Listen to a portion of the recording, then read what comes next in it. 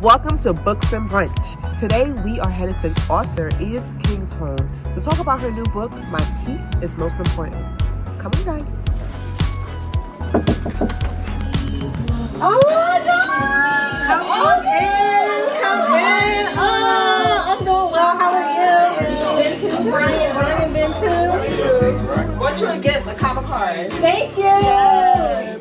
Well, guys, welcome to the first ever installment of Books and Brunch. Okay, so I know you guys have been home quarantining and just doing everything social distancing. So I wanted to create some new content for you all, and this kind of lets us look into the authors behind BK Publishing, because I started a publishing company last year, and we have so many great new authors, and they have so many wonderful and amazing books.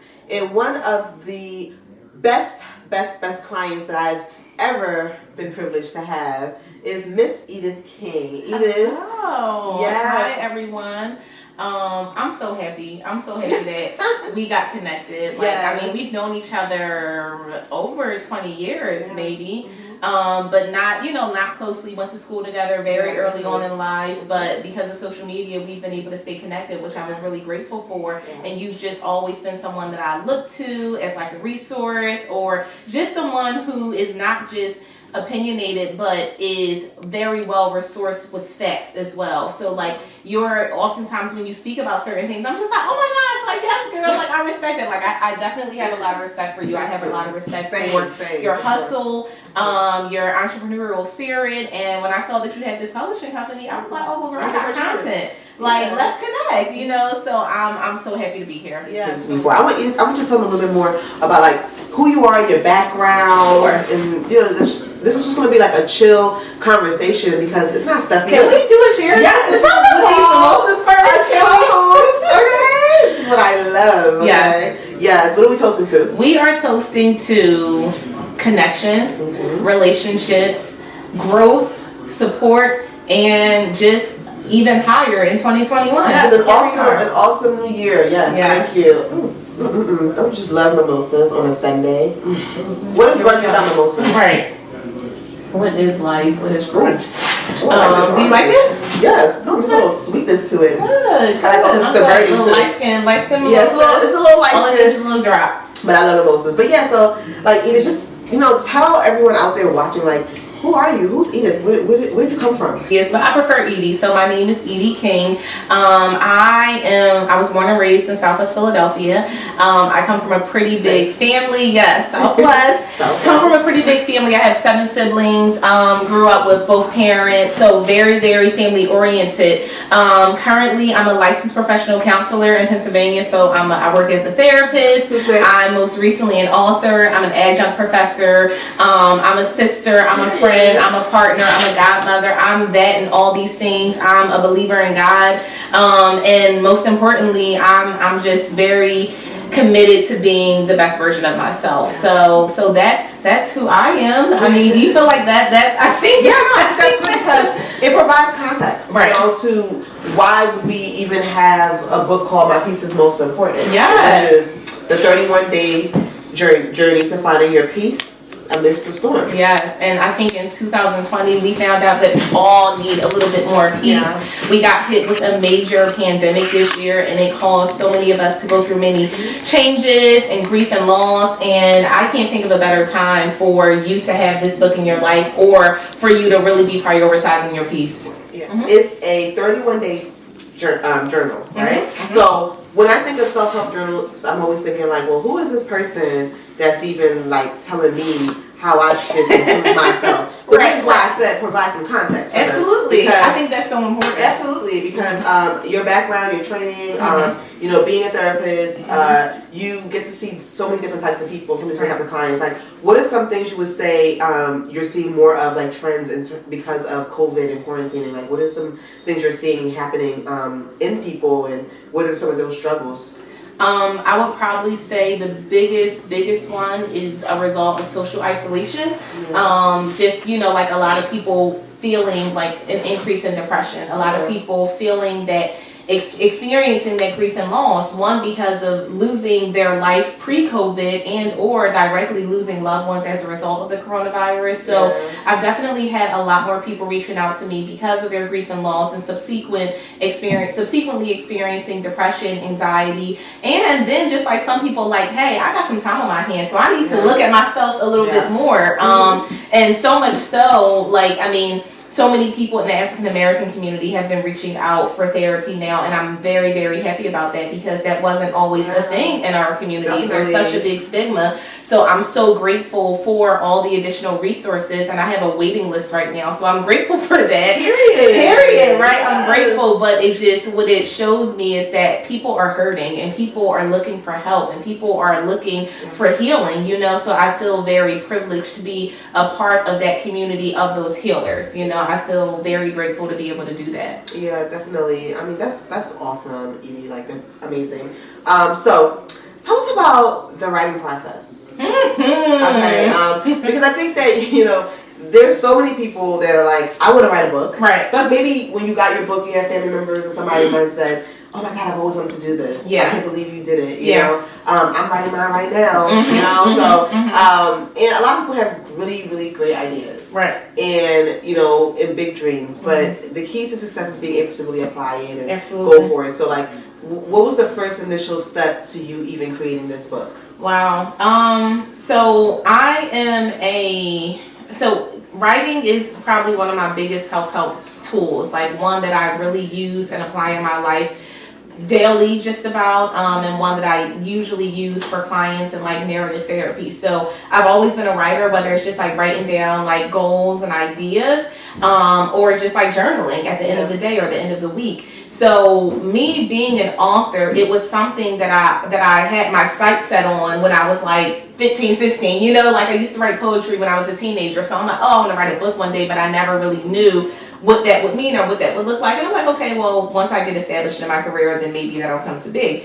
As far as this book, as far as my piece is most important, this actually started from me just journaling. Me journaling my thoughts, me journaling my challenges and the stressors that I was going through, and it gives me an opportunity to process a lot more. And writing is such an amazing therapeutic tool because it helps you to get the stuff that's in your head out and you get it on paper. So it changes your relationship with the things that that are challenging you. So this really just started as like an extension of what you already do. What I was already doing. Your practice, because sometimes I'll have clients come to me and they have an idea for a book, but they're not used to writing. Right, exactly. All the time. Like I keep journals as well. Right. All throughout my life I've done that. Exactly. You know? But if you're not used to writing, then how can you get started to write? To execute those ideas. So basically, like when you did decide, like, hey, I'm going to write this book, did you set aside time, maybe every day or every week, to just simply write and focus in on this particular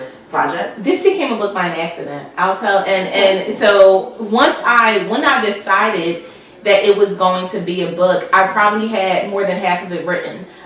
So like I said, it was me journaling, me typing, and just putting this stuff together. And then I was like, oh shoot, like, and I feel like God gave me, like, deposited this into my spirit. I'm like, oh shoot, like, this is a guidepost. Like this is a roadmap for somebody else. So now let me actually put some focus on to really making it something that can be tangible, something that can be practical, and for other people to be able to apply.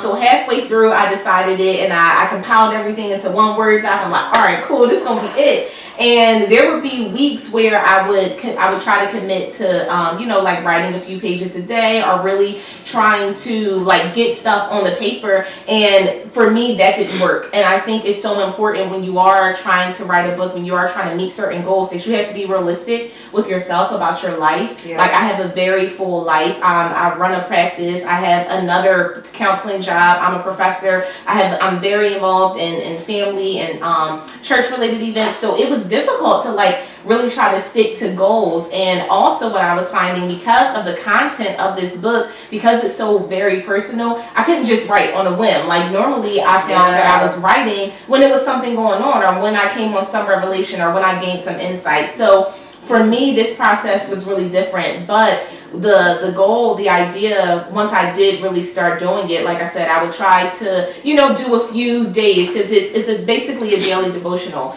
So I would try to do a few days every now and then it was sometimes like I would go months without writing, and I was like, oh, and I would feel, like guilty. Yeah. Right. And then like I would be like, you know what, it is what it is. Like I can bounce back, and when I get back up, I can continue writing. Absolutely. So the final stretch, like 2020, so this year I turned 30, and for so many people 30 is such a monumental year, and it was turning 30. It was a lot of different things that I wanted to do, and I'm not really like rigid with my goals. I try to be as flexible as possible because life happens, but I was like, you know what, I really want to finish my book. So I got a lot more focused. There weren't too many pages, or it wasn't too much that needed to complete it, so I got really focused. I got more strategized, and I organized it. I did try to develop a writing schedule, which worked for the most part, but more than anything, it was just like putting it together and bringing it to completion. And then I found you. Yeah. So would you say that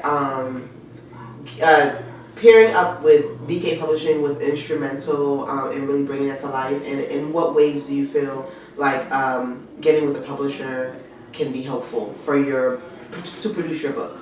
Absolutely. Even if it's self-publishing. Right. It's still a self-published book. Right. You know? It was like pairing up with BK Publishing was so instrumental. And the main reason why it was instrumental, again, like I said, you have to be realistic with yourself about what's going on in your life. I didn't have time to really promote. I didn't really have time to edit as much as I wanted to.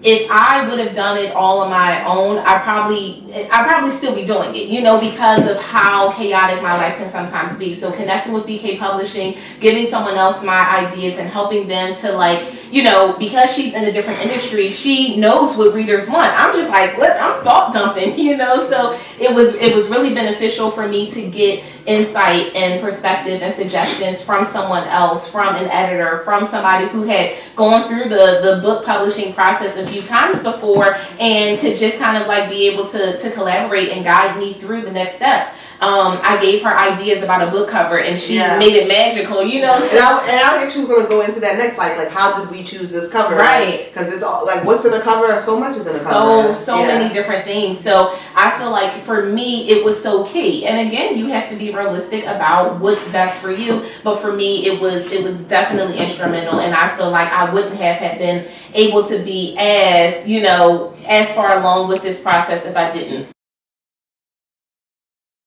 You can't go wrong with a mug. I'm actually a mug collector, so you can never go wrong with a mug. You great! So the Kabba Cards mug. Absolutely. Look, so your collection. I have like my little mug collection. Yeah. So I absolutely love mugs. And a lot of people, they've already gotten their bundles already, and they text me like, oh my gosh, Edie, I'm sitting here drinking my tea, got my can, I'm journaling, and really, as I said, the purpose of this book is for self-reflection. It's not just like, it's not a novel, it's not something that you're just reading just for the sake of reading. This is something that's going to challenge you to look at yourself. And oftentimes when we look at ourselves, after we get that insight, we want to talk about it, or we need to process it either way. And the best way to process it is in a journal. So yeah, that's awesome. So like what are some highlights would you say are some things that stand out in the book? Like what are some themes that you really talk about in the book? Definitely. So I would most likely say managing emotions. So one of the biggest themes is just like managing your mental health. So that's a huge value for me because I am a therapist, and it's so important for me to manage and maintain good mental health, because how am I expecting my clients to do this, or how am I helping them to do this if I don't make it a priority for me? So management of mental health, relationship challenges, whether it's with partners, our friends, our family members, understanding and managing and getting to a healthy place with my relationship with myself, my relationship with my higher power, spirituality, self-identification, like it's all in there. Family. Like it's just I know that hit different for me. Like being an editor of your book, and I'm reading it, I'm like, this is very valuable. What to do when you feel like you have toxicity in your own family. How do you create your own peace when you really can't leave the environment that you're in. Absolutely. So like a lot of people, when we talk about quarantining right now, like they may have they might be stuck in a house with family that's toxic. Absolutely. But how can they find their peace, you know? Right. So Despite the storm, right? So that's why this book is really, really good, and I recommend for you guys to really go out there and like grab this book. My Peace is Most Important. It really helps. It's great to like, I don't know about you, but like in the morning when I use the restroom, right, like 5 a.m. or something, 6 a.m. I'm sitting in there. I spend a lot of time in the bathroom. I don't know why. Just sitting. Sitting, watching, reading, whatever. I love to have books like this in there because I can just like sit and journal and think, you know? It feels like this real intimate space. Absolutely. And so I definitely recommend it. I love it personally. I have my own copy. You gotta have yours. Yes. Where can they find you? Sure. So you can find me on Instagram at Therapy with Edie. So TherapyWithEdie, just one day. So you can find me on Instagram at Therapy with Edie. You can find me on Facebook at facebook.com/EdieRenee724. And you can find me on my website at www.edierking.com. So it's spelled EDIERKING.com, and there you can purchase the book, you can purchase the package, you can read some blogs, you can learn some more about what it takes to maintain mental wellness. You can in the future even book a session with me. So if you don't know me personally, you can book a session with me. I would love it. Her to be my therapist. As crazy as I am. It's like sometimes you have such good advice, and I'm like, and it's so cool and peaceful. I'm like, hey, I wish I could like be her client, but I know it goes against the rules. Right, yeah. And my sister can't either. I know, right?